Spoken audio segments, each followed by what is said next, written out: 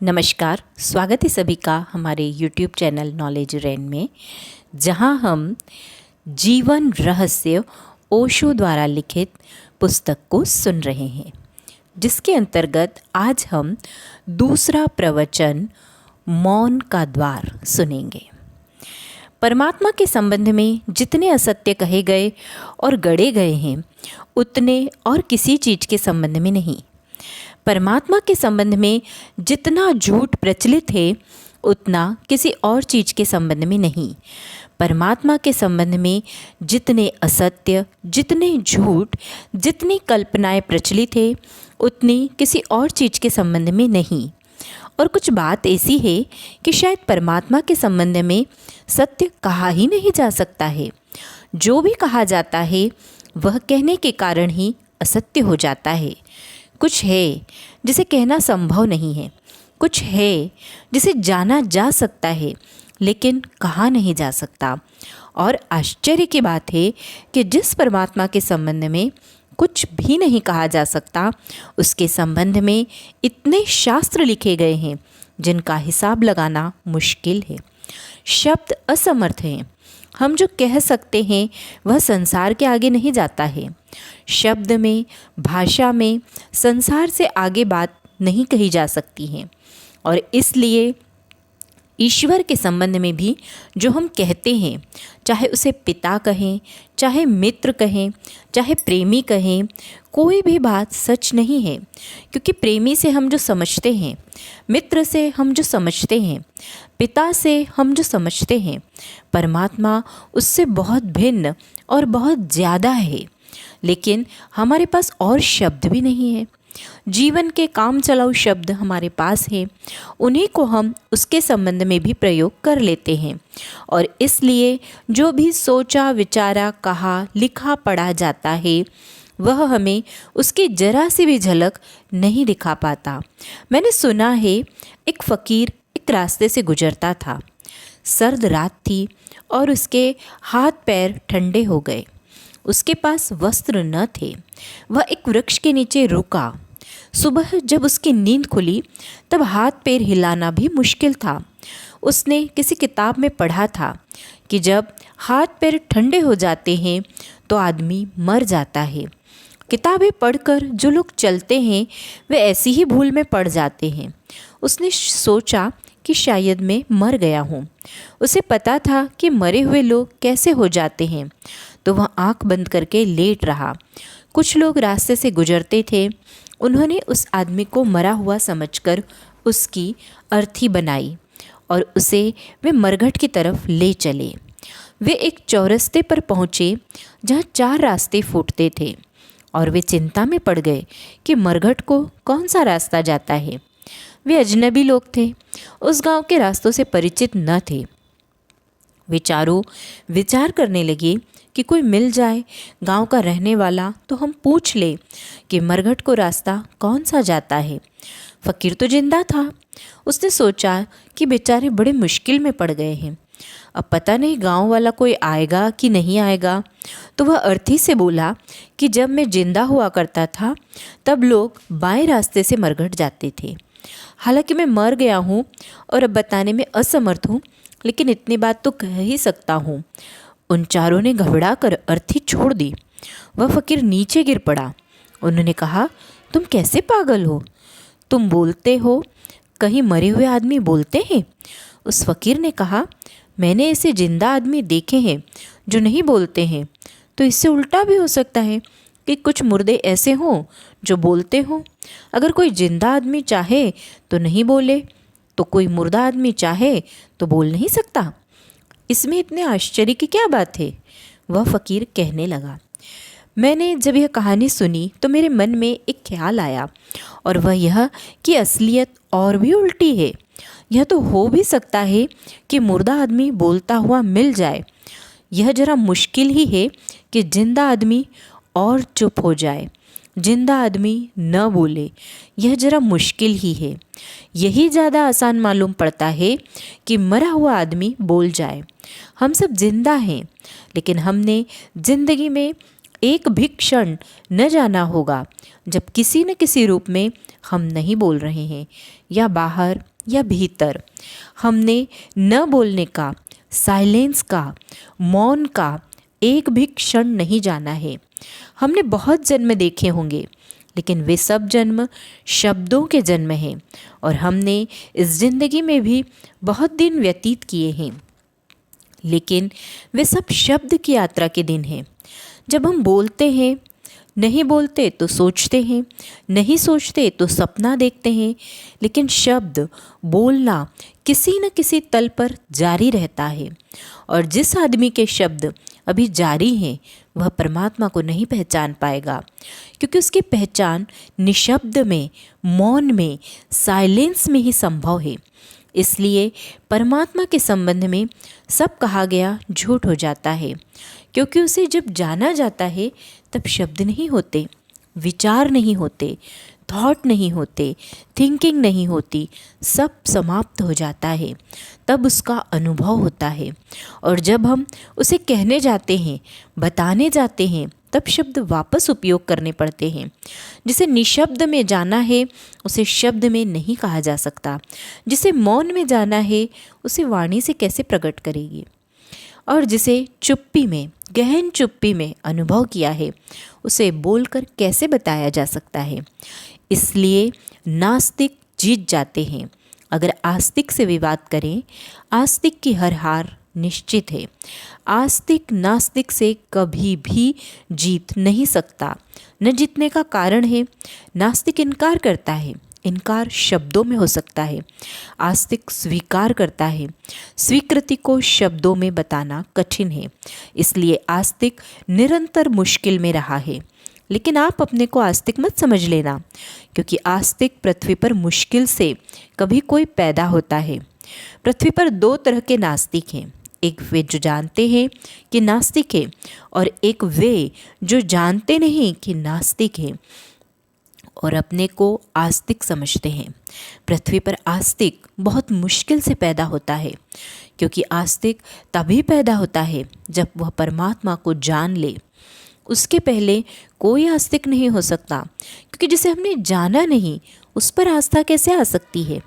जिसे हम जाने उसी पर आस्था आ सकती है। लेकिन सारी दुनिया में बड़ी अजीब बातें सिखाई जाती है। आदमी को पता ही नहीं परमात्मा का, और हम उसे आस्था सिखा देते हैं, बिलीफ सिखा देते हैं। उसे कहते हैं मानो एक बच्चा पैदा हुआ, उसे हम कहते हैं कि मानो परमात्मा है। ध्यान रहे, जिस चीज़ को भी कोई मान लेगा वह फिर उसे जान नहीं सकता। मानना बहुत खतरनाक है, बिलीफ बहुत खतरनाक है। मैं एक छोटे से अनाथालय में गया। कोई 100 बच्चे थे, और अनाथालय के संयोजकों ने मुझे कहा, हमारे बच्चों को हम धर्म की भी शिक्षा देते हैं। मैं थोड़ा चकित हुआ। मैंने कहा, धर्म की शिक्षा? धर्म की साधना तो हो सकती है, शिक्षा नहीं होती। धर्म की शिक्षा हो ही नहीं सकती, सिर्फ साधना ही हो सकती है। शिक्षा उन चीज़ों की हो सकती है जो हमसे बाहर है, कोई दूसरा उन्हें हमें बता सकता है। लेकिन जो हमारे भीतर है, हमारे सिवाय और कोई उसे नहीं बता सकता, उसकी तरफ कोई इशारा ही नहीं हो सकता, और जो भी इशारा होगा वह झूठ हो जाएगा। फिर भी मैंने कहा, आप कहते हैं तो मैं चलूँगा। मैं गया। उन्होंने कहा, आपको पता नहीं, हम सच में ही शिक्षा देते हैं। 100 बच्चे थे, अनाथ बच्चे थे। अब अनाथ बच्चों को तो जो भी सिखाया जाए सीखना ही पड़ेगा। उन संयोजकों ने उन बच्चों से पूछा, ईश्वर है? उन सब बच्चों ने हाथ ऊपर उठा दिए, जैसे कोई गणित का सवाल हो या जैसे कोई भूगोल या इतिहास की बात हो। उन बच्चों ने हाथ ऊपर उठा दिए कि हाँ, ईश्वर है। 100 बच्चों ने। मैं बहुत चकित हुआ। मैंने कहा, आदमी मरते तक पता नहीं लगा पाता ईश्वर के होने का, इन बच्चों को अभी से पता लग गया, यह बिल्कुल चमत्कार है। उन संयोजक ने पूछा कि आत्मा है? उन बच्चों ने फिर हाथ उठा दिए। उन संयोजक ने पूछा, आत्मा कहाँ है? उन बच्चों ने हृदय पर हाथ रख दिए कि यहाँ। मैंने एक छोटे से बच्चे से पूछा कि तुम बताओगे हृदय कहाँ है? उसने कहा, यह तो हमें सिखाया नहीं गया, जो सिखाया गया है वह हम बता रहे हैं, यह हमारी किताब में ही नहीं लिखा हुआ है। आप पूछते हैं हृदय कहाँ है? उसमें लिखा है आत्मा यहाँ है, वह हम बता रहे हैं। ये बच्चे कल बड़े हो जाएंगे, बूढ़े हो जाएंगे। सभी बच्चे एक दिन बूढ़े होते हैं, और जो बूढ़े हो गए हैं वे भी एक दिन बच्चे ही थे। ये बच्चे कल बड़े होंगे, बूढ़े होंगे और भूल जाएंगे कि वह हाथ जो इन्होंने ईश्वर के लिए उठाया था, सिखाया हुआ हाथ था। सिखाए हुए हाथ झूठे हाथ होते हैं। बुढ़ापे में भी इनसे कोई पूछेगा ईश्वर कहाँ है, वह बचपन से सीखी गई बात उठकर खड़ी हो जाएगी। ये कहेंगे हाँ ईश्वर है, लेकिन वह बात सरासर झूठी होगी, क्योंकि सिखाई गई है, जानी नहीं गई है। रूस में बच्चों को वे दूसरी बात सिखाते हैं कि ईश्वर नहीं है। बच्चे वही सीख लेते हैं। बच्चों को सिखाते हैं कि ईश्वर नहीं है, तो 20 करोड़ का मुल्क कहता है कि ईश्वर नहीं है। मेरे एक मित्र रूस गए, एक उस स्कूल में देखने गए थे। एक स्कूल के छोटे छोटे बच्चों से उन्होंने पूछा ईश्वर है? तो एक छोटे से बच्चे ने कहा, और सारे बच्चे हंसने लगे कि आप भी कैसी बातें पूछते हैं। बेईमानी, एक छोटे से बच्चे ने कहा, गॉड वॉज, ईश्वर हुआ करता था 1917 के पहले। अब कहाँ? जब दुनिया में अज्ञान था तब ईश्वर था। अब कहाँ? रूस में अब कोई ईश्वर नहीं है। हमको हंसी आएगी, लेकिन हम भी उन बच्चों से भिन्न नहीं हैं। भिन्नता इस बात में है सिर्फ कि उन्हें सिखाया गया कि ईश्वर नहीं है, हमें सिखाया गया है कि ईश्वर है। लेकिन दोनों थोथी बातें हैं, क्योंकि दोनों सिखाई गई है। न वे जानते हैं कि ईश्वर नहीं है, न हम जानते हैं कि ईश्वर है। हमारी हालत बिल्कुल एक जैसी है। उन्हें लोग नास्तिक कहेंगे, हमें लोग आस्तिक कहेंगे। फिर आस्तिकों में भी 1000 तरह के भेद हैं। हिंदू कुछ और सीख लेता है, मुसलमान कुछ और सीख लेता है, जैन कुछ और सीख लेता है, बौद्ध कुछ और सीख लेता है। जो भी हमें सिखा दिया जाता है हम वही सीख लेते हैं। तो फिर आई और कोई ज्ञान है, या कि जो सिखा दिया गया वही ज्ञान है? अगर सिखाया हुआ ज्ञान है तब हो सकता है एक दिन दुनिया में ईश्वर न रह जाए, क्योंकि सारी दुनिया को सिखाया जा सकता है कि ईश्वर नहीं है।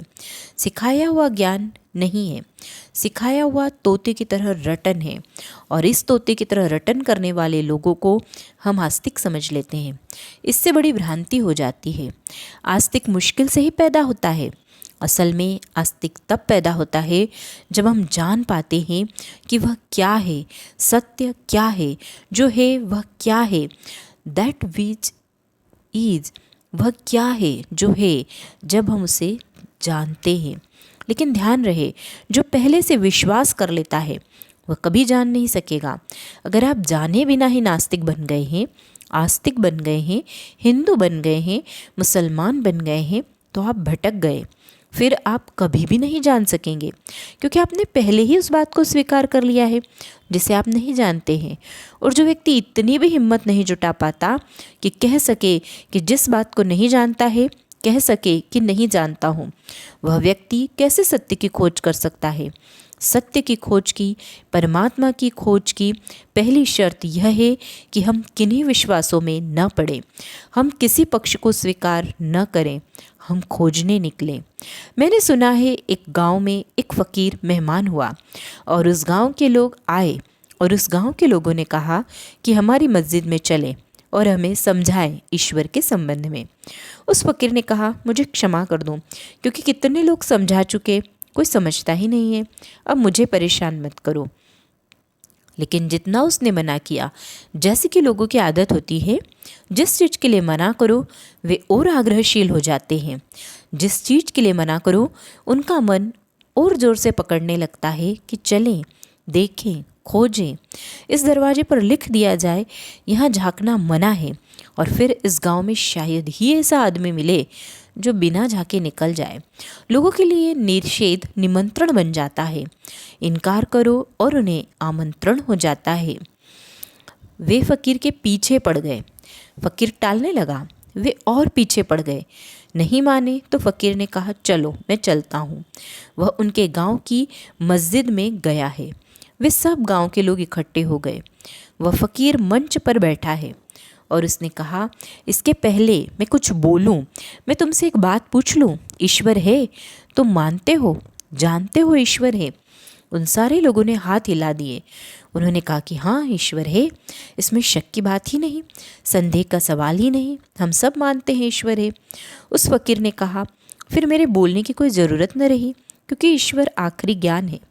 जिसने उसे भी जान लिया, अब उससे बात नहीं करनी ना समझिए। मैं जाता हूँ। वह नीचे उतर गया। उसने कहा कि जब तुम्हें ईश्वर तक का पता चल चुका है, तो अब मैं और तुम्हें क्या बता सकूँगा। बात ही खत्म हो गई। यात्रा का ही अंत आ गया। यह तो अंतिम अनुभव भी तुम्हें हो गया, और अब तुम्हारे सामने बातें करूं तो मैं अज्ञानी हूँ, मुझे क्षमा कर दो। मस्जिद के लोग बड़ी मुसीबत में पड़ गए, क्योंकि जानता तो कोई भी नहीं था कि ईश्वर है। झूठे ही हाथ उठा दिए थे। उठाते वक्त ख्याल भी नहीं था कि हम झूठे हाथ उठा रहे हैं। अगर बहुत दिन तक झूठे हाथ उठाते रहे तो आदमी खुद ही भूल जाता है कि ये उठाए गए हाथ झूठे हैं। आप भी जब मंदिर की मूर्ति के सामने सिर झुकाते हैं तो कभी ख्याल किया है कि यह सिर सच में झुक रहा है या झूठा झुकाया जा रहा है। यह सिर्फ आदत है, सिखाई गई बात है, या आपने भी कभी जाना है कि इस मूर्ति में कुछ है। और बड़े आश्चर्य की बात है कि जिसे मूर्ति में कुछ दिख जाएगा, उसे सारी दुनिया में कुछ नहीं दिखेगा। फिर वह एक मंदिर को खोजता हुआ सिर झुकाने आएगा। फिर तो जहाँ भी दिखाई पड़ जाएगा सब वही है, वही सिर झुका लेगा। अधार्मिकों के सिवाय मंदिरों में शायद ही कोई कभी जाता है। धार्मिक तो कभी जाता नहीं देखा गया।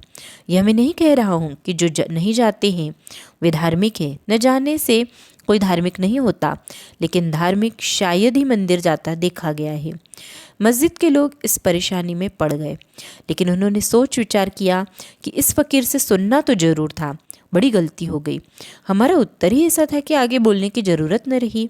अब हम दूसरा उत्तर देंगे। फिर एक बार फकीर को किसी तरह बुला कर ले आओ। दूसरे शुक्रवार को फिर उन्होंने प्रार्थना की। उस फकीर ने कहा कि मैं तो गया था पिछली बार, लेकिन तुम सब तो जानते ही हो। अब आगे और क्या बताना है। जो जानता है ही है, उसे जानने को शेष ही क्या रह जाता है। अब तुम जानते ही हो तो बात ही क्या करनी है। पर उन लोगों ने कहा कि हम वे लोग नहीं हैं, हम दूसरे लोग हैं। फकीर उन्हें भली भांति जान रहा था कि वे वही हैं। उसने कहा, ठीक है, धार्मिक आदमी का कभी कोई भरोसा नहीं, जरा में बदल जाए। तथाकथित धार्मिक, वे जो सो कॉल्ड रिलीजियस हैं, उनके बदलने का कोई भरोसा भी नहीं। अभी कुरान पढ़ रहे हैं, अभी छाती में छुरा भोग दें, अभी गीता पढ़ रहे हैं, अभी किसी की स्त्री को लेकर भाग जाएं। इसमें कोई कठिनाई नहीं है। धार्मिक आदमी से ज़्यादा गैर भरोसे का आदमी ही पृथ्वी पर अब नहीं पाया गया, क्योंकि जिसको हम धार्मिक कहते हैं सच में वह धार्मिक ही नहीं है। थोता, सुडो रिलीजियस, झूठा, सिर्फ माना हुआ धार्मिक है। धर्म का उसके जीवन में कोई संबंध नहीं। अगर धर्म का संबंध हो जाए तो आदमी न हिंदू रहेगा, न मुसलमान, न ईसाई। धर्म भी 10 हो सकते हैं, 1000 हो सकते हैं। सत्य भी 1000 तरह का हो सकता है। गणित एक तरह का होता है, चाहे तिब्बत में और चाहे चीन में, चाहे हिंदुस्तान में हो और चाहे रूस में, सब जगह गणित एक है। और केमिस्ट्री भी एक है और फिजिक्स भी एक है, साइंस एक है, लेकिन धर्म 1000 है। सिर्फ झूठ 1000 तरह के हो सकते हैं, सत्य 1000 तरह का नहीं हो सकता। अगर कोई कहने लगे कि हिंदुओं की केमिस्ट्री अलग है और मुसलमानों की केमिस्ट्री अलग है, तो समझ लो कि इन दोनों को पागल खाने में भर्ती करना पड़ेगा। इसके सिवाय कोई उपाय न रहे, क्योंकि केमिस्ट्री कैसे अलग हो सकती है। पानी चाहे हिंदू गर्म करें चाहे मुसलमान, 100 डिग्री पर भाप बनता है। और कोई उपाय नहीं है कि कुरान पढ़ने वाला कम डिग्री पर भाप बना दे और गीता पढ़ने वाला ज़्यादा डिग्री पर भाप बना दे। पानी 100 डिग्री पर भाप बनता है, यह सत्य है। यह सत्य सार्वलौकिक है, यूनिवर्सल है। धार्मिक आदमी सिर्फ धार्मिक होता है, जस्ट रिलीजियस, न हिंदू, न मुसलमान, न ईसाई। ये सब अधार्मिकों के सिरों पर लगे हुए लेबल हैं। धर्म कैसे हो सकते हैं 50 तरह के? जब पदार्थ का नियम एक है तो परमात्मा का नियम कैसे अनेक हो सकता है। उस फकीर के फिर वे पीछे पड़ गए। उसने कहा, ठीक है, तुम कहते हो तो हम चलेंगे। वह गया, वह मंच पर खड़ा हुआ। उस गांव के लोगों ने सोच विचार करके तय कर लिया था कि उत्तर अब दूसरा देना है। फकीर ने पूछा कि पूछ लूँ वही बात कि ईश्वर है, तुम मानते हो? जानते हो, तुम्हें उसका अनुभव हो गया है? सारे मस्जिद के लोग चिल्लाए, कैसा ईश्वर? हमें कुछ पता नहीं, न हम मानते हैं न हम जानते हैं, अब आप बोलिए। उस फकीर ने कहा, जिसे तुम मानते ही नहीं, जानते ही नहीं, उसके संबंध में बात करने से क्या फ़ायदा है? जिसकी तुम्हें कोई खबर ही नहीं, उसका तुम प्रश्न ही कैसे उठाते हो? किस ईश्वर की बात कर रहे हो? किस ईश्वर की मैं बात करूं? गांव के लोग फिर मुसीबत में पड़ गए कि यह तो बड़ा धोखेबाज आदमी मालूम पड़ता है। पिछली बार हमने हाँ भरी तो उसने कहा तुम्हें पता ही हो गया, बात खत्म। अब हम इनकार करते हैं तो वह कहता है जिसको तुम जानते नहीं, मानते नहीं, जिसका तुम्हें कोई पता नहीं, उसकी बात भी क्यों करनी? बात करने के लिए भी कुछ शुरुआत तो चाहिए। किसकी मैं बात करूं? किससे मैं बात करूं? मैं जाता हूँ। गांव के लोगों ने कहा, यह तो बड़ी मुश्किल हो गई, यह आदमी कैसा है? फिर उन्होंने कहा, अब हम क्या करें, लेकिन इससे सुनना जरूर है। इस आदमी की आंखों से लगता है कि कुछ जानता है, इस आदमी के व्यक्तित्व से लगता है कि इसे कुछ खबर है। शायद हम ठीक उत्तर नहीं दे पा रहे, अब हम क्या करें? उन्होंने तीसरा उत्तर तैयार किया, फिर फकीर को समझा बुझा कर ले आए। उसने कहा, तुम क्यों परेशान हो रहे हो? उन्होंने कहा कि अब हम दूसरा ही उत्तर है हमारे पास। फकीर ने कहा, सोचे विचारे उत्तर का कोई मतलब नहीं होता पागलों। तुम सोच विचार कर तय करते हो, वह सब झूठ होता है। जो सच होता है उसे सोच विचार कर तय नहीं करना पड़ता, वह तय होता है। और जिसे हम सोच विचार कर तय करते हैं वह कभी सच नहीं होता। सिर्फ असत्य के लिए सोचना पड़ता है, सत्य के लिए सोचना नहीं पड़ता है। और अगर सत्य के लिए भी सोचना पड़े तो वह असत्य ही होगा। सत्य को जानना पड़ता है, सोचना नहीं पड़ता। असत्य को सोचना पड़ता है, इसलिए असत्य बोलने वाला सोच विचार में, चिंता में, परेशानी में पड़ जाता है। सत्य बोलने वाले को परेशानी नहीं होती, क्योंकि चिंता का कोई कारण नहीं है। जो है वह है, जो नहीं है वह नहीं है। फिर भी वे गांव के लोग नहीं माने। उन्होंने कहा, एक बार और चलें, बड़ी कृपा होगी। वह गया। वह फकीर फिर मंच पर खड़ा हो गया। उसने फिर पूछा कि मित्रों, मैं फिर वही बात पूछ लूँ, ईश्वर है? तुम मानते हो, जानते हो, पहचानते हो, कुछ खबर है उसकी? तो मस्जिद के लोगों ने तय किया, अगर हम भी होते, हम भी उस गांव में होते, या हो सकता है हम में से कुछ लोग उस गांव में रहे भी हों, तो हमने भी यही तय किया होता। आधी मस्जिद के लोगों ने कहा, हाँ हम ईश्वर को मानते हैं।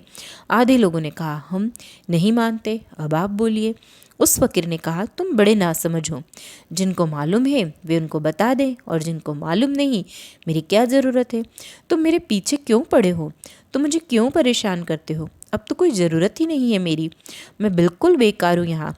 कुछ जानते हैं, कुछ नहीं जानते। आपस में एक दूसरे को समझा बुझा लें। मैं यह चला।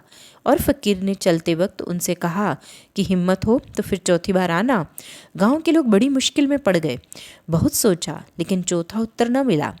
कहते भी क्या, करते भी क्या? एक उत्तर हाँ का, एक न का, फिर दोनों उत्तर मिलाकर दे दिए, हाँ और न के। अब क्या करते? ये तीन तो विकल्प ही दिखाई पड़ते हैं, और चौथा अल्टरनेटिव भी तो नहीं है।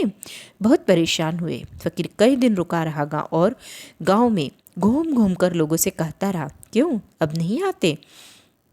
लेकिन गांव के लोग कुछ भी न सोच पाए कि अब क्या करें। आखिर उस फकीर को वह गांव छोड़ देना पड़ा। किसी दूसरे आदमी ने दूसरे गांव में उनसे पूछा कि हमने सुना है उस गांव के लोग फिर न आए, अगर वे आते तो तुम समझाते फिर ईश्वर को? उसने कहा, फिर मुझे समझाना ही पड़ता। उस आदमी ने कहा, तो तुमने 3 बार में क्यों नहीं समझाया?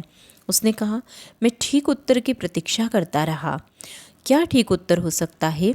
तो उस फकीर ने कहा, अगर वे गांव के लोग चुप रह जाते और कोई उत्तर न देते तो ही मैं कुछ बोल सकता था, क्योंकि तब वे ईमानदार होते, ऑनेस्ट होते। क्योंकि ईश्वर के संबंध में न तो हमें पता है कि वह है, न हमें पता है कि वह नहीं है। हम बेईमान हैं अगर हम कोई भी उत्तर दे रहे हैं, लेकिन यह बेईमानी धार्मिक किस्म की है। और जब बेईमानी धार्मिक किस्म की होती है तो पहचानना बहुत मुश्किल हो जाता है। अधार्मिक बेईमान आदमी तो पकड़ जाता है, धार्मिक और बेईमान आदमी को पकड़ना बहुत मुश्किल है, क्योंकि उसकी बेईमानी के चारों तरफ धार्मिकता की परतें चढ़ाई हुई है। हमारा उत्तर क्या है? अगर हम सच में ईमानदार हैं, ऑनेस्ट हैं, तो हम कहेंगे कोई भी उत्तर तो हमारे पास नहीं, हमें कुछ भी तो पता नहीं, हम इतना भी तो नहीं कह सकते कि वह है, हम इतना भी नहीं कह सकते कि वह नहीं है। और जो व्यक्ति इतनी सच्चाई पर खड़ा हो जाए कि मुझे कुछ भी पता नहीं, उस व्यक्ति की सच्ची आस्तिकता की यात्रा शुरू हो जाती है। क्योंकि अगर हमें यह अनुभव हो जाए कि मुझे कुछ भी पता नहीं है, तो हम इतनी पीड़ा में, इतनी सफरिंग में, इतने कष्ट में पड़ जाएंगे कि वह पीड़ा, वह कष्ट, वह अज्ञान हमें धक्के देगा कि हम खोज पर निकलें, हम जाएं और पता लगाएं। लेकिन हम बड़े अद्भुत लोग हैं, हमें पता कुछ भी नहीं है और हम मान कर बैठ गए हैं कि पता है, इसलिए यात्रा भी नहीं करते। अब कोई बीमार आदमी समझ ले कि मैं स्वस्थ हूँ, तो फिर वह इलाज की क्या फ़िक्र करे। इलाज की फ़िक्र तो इस बात से शुरू होती है कि ज्ञात हो कि मैं बीमार हूँ, तो हम स्वास्थ्य की तरफ भी जा सकते हैं। पृथ्वी पर झूठ या आस्तिकता और इसलिए धार्मिक जीवन निर्मित नहीं हो पा रहा है। और फिर झूठी आस्तिकता का आधार है विश्वास, बिलीफ। और सारी दुनिया में यही समझाया जाता है कि विश्वास करो, यकीन लाओ, श्रद्धा रखो, मानो, पूछो मत, संदेह मत करो, शक मत करो, अविश्वास मत करो। बड़ी उल्टी बात सिखाई जा रही है। जो आदमी विश्वास में जिएगा वह कभी भी अनुभव तक नहीं पहुंचता है। अनुभव तक केवल वही लोग पहुंचते हैं जो झूठे विश्वासों में नहीं जीते, झूठे अविश्वासों में भी नहीं जीते। अविश्वास, डिसबिलीफ भी एक तरह का विश्वास है, विरोधी विश्वास है, निगेटिव बिलीफ है। ईमानदार आदमी चुप खड़ा हो जाता है कि मुझे पता नहीं। D.H. लॉरेंस एक बगीचे में घूम रहा था। एक अद्भुत आदमी था, एक छोटा बच्चा उसके साथ घूम रहा है और वह लॉरेंस से पूछता है, जैसा कि छोटे बच्चे अक्सर सवाल उठा देते हैं जिनका कि बूढ़े भी उत्तर नहीं दे सकते। लेकिन इतने हिम्मतवर बूढ़े कम होते हैं जो मान लें बच्चों के सामने इस बात को कि मुझे उत्तर पता नहीं। इसी तरह के कमज़ोर बूढ़ों ने दुनिया को परेशानी में डाल रखा है। बच्चे ने प्रश्न उठा दिया और एक सीधा सा वृक्षों को देखा और हाथ उठाकर लॉरेंस से पूछा, why the trees are green? वृक्ष हरे क्यों होते हैं? लॉरेंस ने कहा, the tree are green because they are green. वृक्ष हरे हैं क्योंकि वृक्ष हरे हैं। उस बच्चे ने कहा, यह भी कोई उत्तर हुआ? यह कोई उत्तर है? हम पूछते हैं वृक्ष हरे क्यों हैं, आप कहते हैं हरे हैं क्योंकि हरे हैं। यह कोई उत्तर हुआ? लॉरेंस ने कहा कि उत्तर का मतलब सिर्फ इतना है कि मुझे पता नहीं और मैं झूठ नहीं बोल सकता हूँ। इस आदमी का भाव देखते हैं, वह कहता है मुझे पता नहीं। यह धार्मिक आदमी का पहला लक्षण है कि वह साफ होगा इस बात में कि मुझे क्या पता है और क्या पता नहीं है। क्या आप साफ हैं? आपने कभी लेखा जोखा किया है कि मुझे क्या पता है और क्या पता नहीं है? आप बहुत हैरान हो जाएंगे। शायद ही जीवन का कोई परम सत्य पता हो, लेकिन जिन बातों को हमें बिल्कुल पता नहीं है, हम बहुत ज़ोर से टेबल ठोक ठोक कर कहते हैं कि हमें पक्का पता है। न केवल टेबल ठोकते हैं, एक दूसरे की छाती में छुरा भी भोंकते हैं कि मुझे जो पता है वह ज़्यादा ठीक है, तुम्हें जो पता है वह गलत है। आश्चर्य है, जिन सत्यों के संबंध में हमें कोई भी बोध नहीं है, उनके संबंध में हम कितने फैनेटिक, कितने पागल, कितने आक्रामक, कितने अग्रेसिव हैं। समझ के बाहर है यह बात, लेकिन यही बात हमारी स्थिति बनी है। इस स्थिति को तोड़ना जरूरी है। तो मैं आपसे निवेदन करना चाहूँगा कि कभी एकांत क्षणों में इस पर सोचना कि धर्म के संबंध में मुझे क्या पता है। निश्चित ही गीता के सूत्र आपको याद होंगे, कुरान की आयतें भी याद हो सकती है, बाइबल के वचन भी कंठस्थ हो सकते हैं, लेकिन ध्यान रखना वह आपका ज्ञान नहीं है। गीता में जो है वह कृष्ण का ज्ञान रहा होगा। आप उसे पढ़कर अपना ज्ञान नहीं बना सकते हैं। बारूद उधार लिया हुआ ज्ञान अज्ञान से बदतर है, क्योंकि अज्ञान कम से कम अपना तो होता है, इतना तो है कि मेरा है, कम से कम प्रामाणिक, ऑथेंटिक तो होता है कि मेरा है। ज्ञान उधार है सब, और अज्ञान हमारा है। ध्यान रहे, मेरे अज्ञान को, मेरी सारी दुनिया के ज्ञान को भी इकट्ठा कर लूँ तो भी नहीं मिटा सकता, क्योंकि अज्ञान मेरा है और ज्ञान दूसरे का है। दूसरे का ज्ञान मेरे अज्ञान को मिटा नहीं सकता। कैसे मिटा सकता है? दोनों कहीं कटते ही नहीं, दोनों कहीं एक दूसरे को स्पर्श भी नहीं करते। दूसरे का ज्ञान अज्ञान से भी खतरनाक हो सकता है। शेष आगे।